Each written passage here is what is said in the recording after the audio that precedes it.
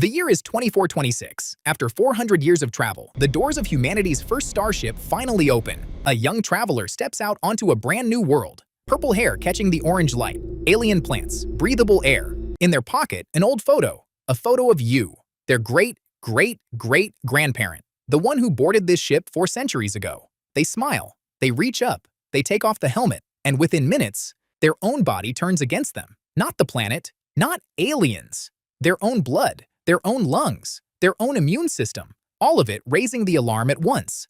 The mission didn't fail in space. It failed at the finish line. To understand why, we need to rewind 400 years, back to tomorrow morning, back to the moment you stepped onto that ship. Because this story has 4 more surprises in it, and every single one is hiding in the numbers. Tomorrow, you hug your family, you board. Destination, Proxima Centauri, the closest star to our sun. Closest. Cute word. Here's what it actually means. 4.24 light-years. Written in kilometers, that's a 40 followed by 12 zeros. 40 trillion. Numbers that big slide right off the brain. So let's make it personal. Get on a passenger jet, the kind you take on vacation. Fly it toward Proxima, full speed, no bathroom breaks. Your flight time? 5 million years. Okay, forget the jet. Take the fastest machine humans have ever thrown into space. Voyager 1, launched in 1977, still flying right now. At Voyager speed, the trip takes about 75,000 years. For scale, all of recorded human history, pyramids, Rome, the internet, everything, fits into 5,000 years. This one flight is 15 entire human histories, back to back. And here's my favorite terrible detail. Voyager has been flying for almost half a century. If it were aimed at Proxima, how far along would it be? If the whole journey were a marathon, Voyager would still be inside the first 30 meters. The crowd at the starting line could still see it. So walking pace is out. You need to go stupidly, unreasonably fast. Scientists have done this math. To make the trip within one human lifetime, you need roughly 10% of the speed of light. At that speed, Proxima takes 42 years.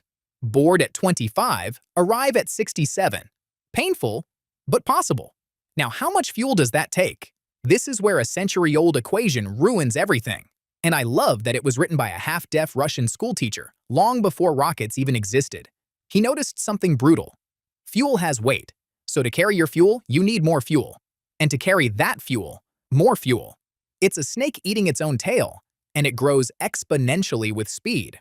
Run the numbers for 10% light speed on normal rocket fuel, and the answer isn't a lot.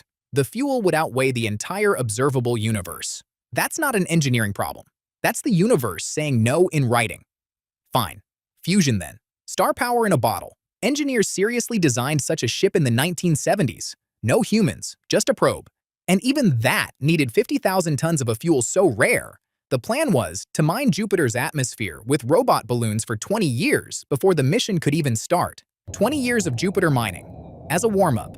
At this point, you might say, forget big ships. Go small. And you'd be in good company. The most serious interstellar project humans have ever actually funded thinks exactly like you.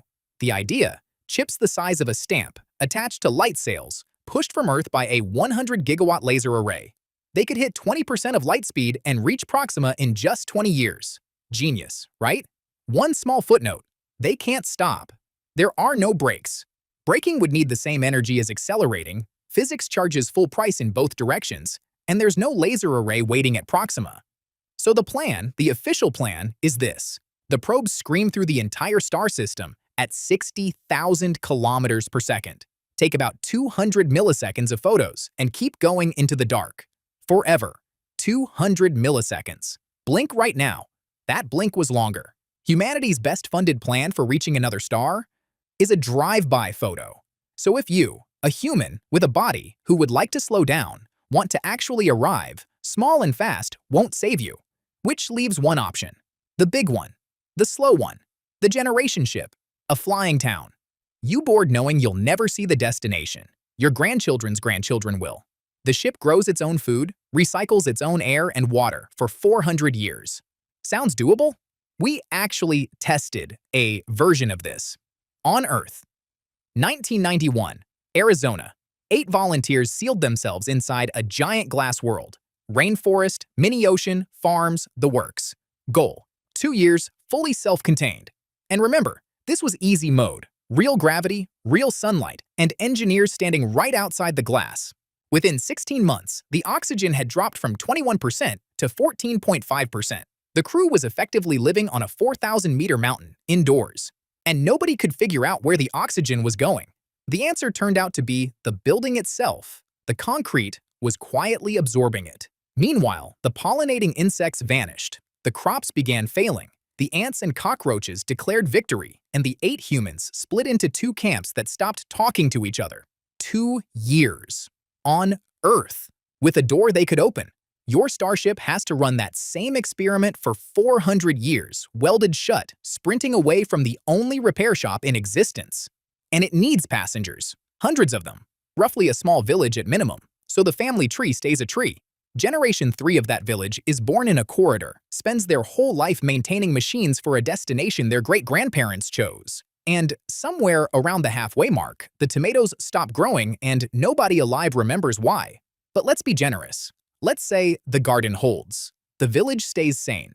400 years pass, and we're back where this video started. The doors open, and the young traveler with your photo in their pocket steps into the orange light. Now you can understand what happens next. Their body wasn't built by Earth. It was built by a metal tube.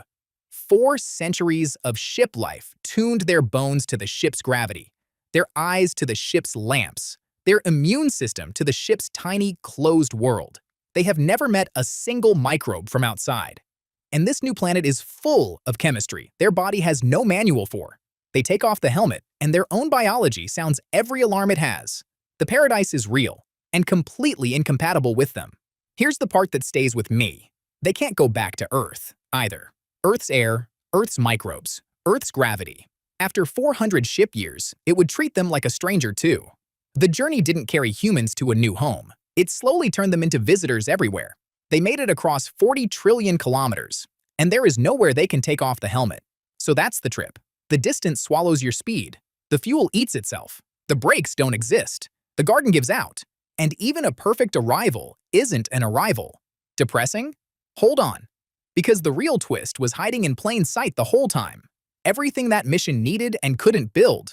A shield against radiation, reliable gravity, air that renews itself, water that recycles itself, food that grows itself, a life support system that runs for centuries without one engineer touching it. You're inside it, right now.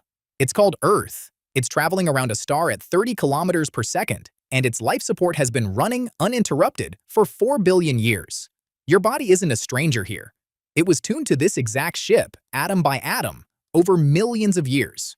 Of the trillions of kilometers we just crossed together in this video, this is the only place in all of it where you can take off the helmet. You weren't left behind from the great voyage to another world. You're the one who already arrived. So, where should we go next? Drop a destination in the comments. I'll meet you there.